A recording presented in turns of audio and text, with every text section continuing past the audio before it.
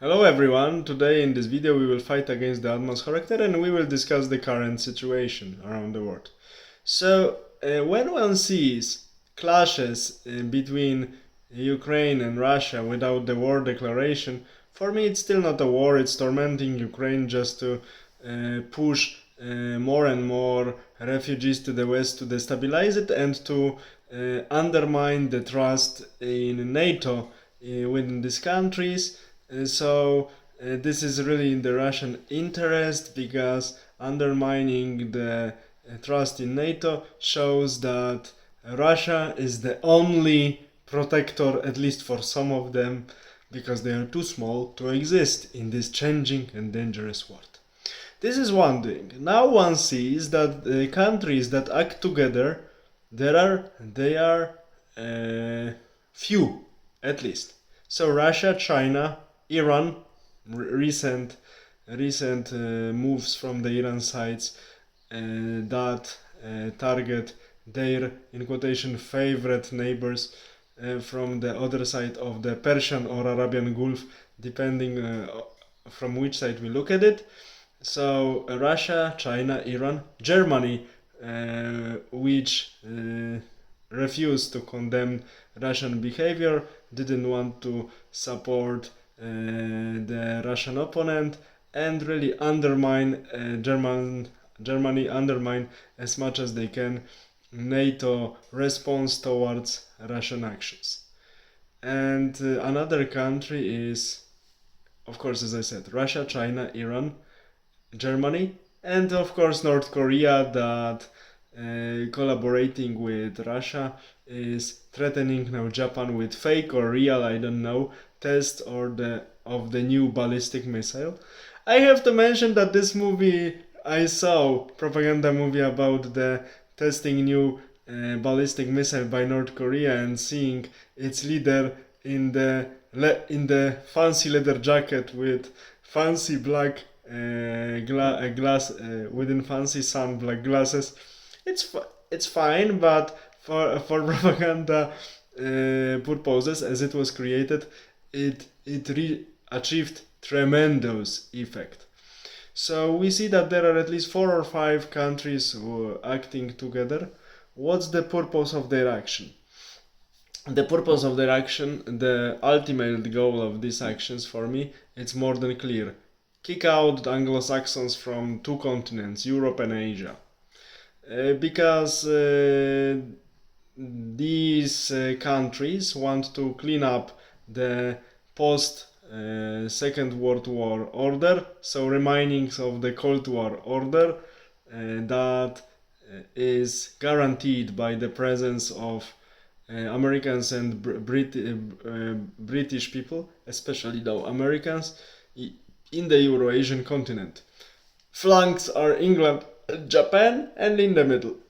Some people say, whom we call in geopolitical science continentalists, that Western Europe is under American occupation. I wouldn't say that it's occupation. Of course, American forces are present in some countries, but for instance, France was never under their occupation, and even in 1960s, Charles de Gaulle loosened a lot his ties with NATO, and of course, even in the countries where American soldiers are present, it's not occupation, it's only military presence of US soldiers. So I would say that it's still a sort of patronizing from the side of US toward these countries, and in some aspects of the geopolitical activity telling them what to do. And in many countries there is a large fraction, with time stronger and stronger, that demands liquidation of Anglo-Saxon presence on their territory. Some countries that are really independent, like Russia, China, Iran, and North Korea, and also Germany, that thanks to the very weak leadership for the last a little bit more than 1 year in the most powerful country of NATO, very weak and horrible leadership, Germany are using this opportunity to slip out the American, let's say, protection. Of course, they are doing it cautiously, but we clearly see that they want to get out of it and they do everything to achieve this goal. So they want to reach their geopolitical independence, the complete one, and they are working on it really hard. This is how I see it. These are very interesting times because we see that Gulf countries that are the main oil exporters negotiate with China, selling the oil in Chinese national currency yuan, which in Chinese means money. And that so this is actually undermining the monopoly of dollar for the trading with some goods. Russia is also trying to, of course it goes a little bit slower to introduce trade between some countries and itself, so between some countries and Russia within their national currency called ruble. So very something psychologically very important happened. The monopoly of dollar for the monopoly of dollar within some economical activity starts being undermined by some countries, openly questioned. So it's a very important move from their side.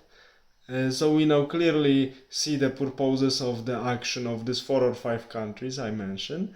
And of course it will generate tension, but we see that NATO leaders are not so eager to respond on these actions really vigorously. They are reacting really cautiously, very cautiously. I would say that even they are not reacting, only verbally reacting. So geopolitical equilibrium is changing and we are experiencing it. The change is ongoing. What will happen, we don't know, but thanks to the very weak leadership in the strongest country of the NATO, such things can exist because strong nations, strong countries take a chance to just elevate their position on the geopolitical map, including Russia. Maybe the clashes in Ukraine didn't bring them many new territories that they can absorb into Russian Federation, but at least geopolitically they achieve at least 2 main goals: undermine the trust in NATO among Central European and Eastern European nations, starting questioning the dollar supremacy in the some areas of economy, and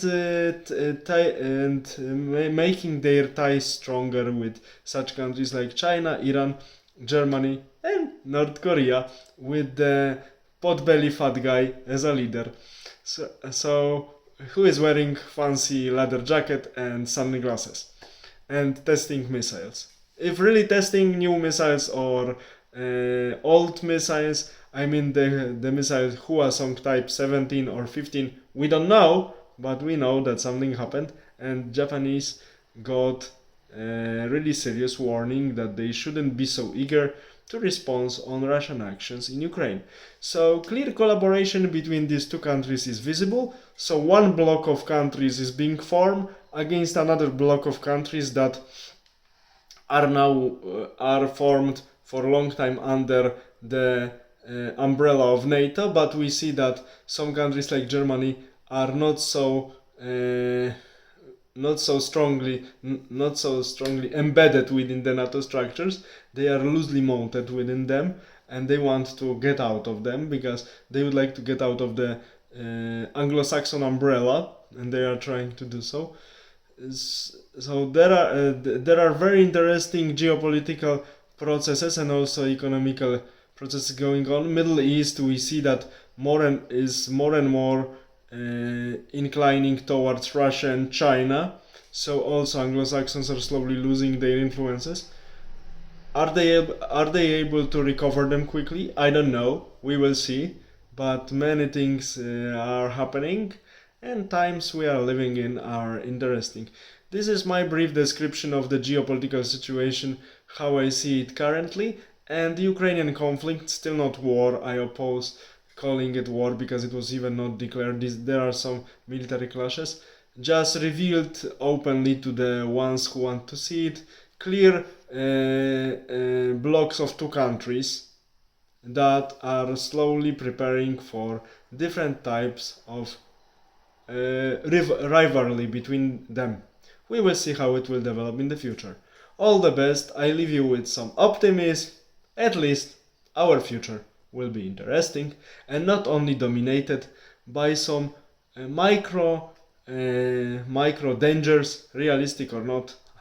We can discuss about it, but after micro threats, micro perils, now we have macro perils. So with real states, with real nation. And we will see how realistic these macro perils will be for us. All the best, bye.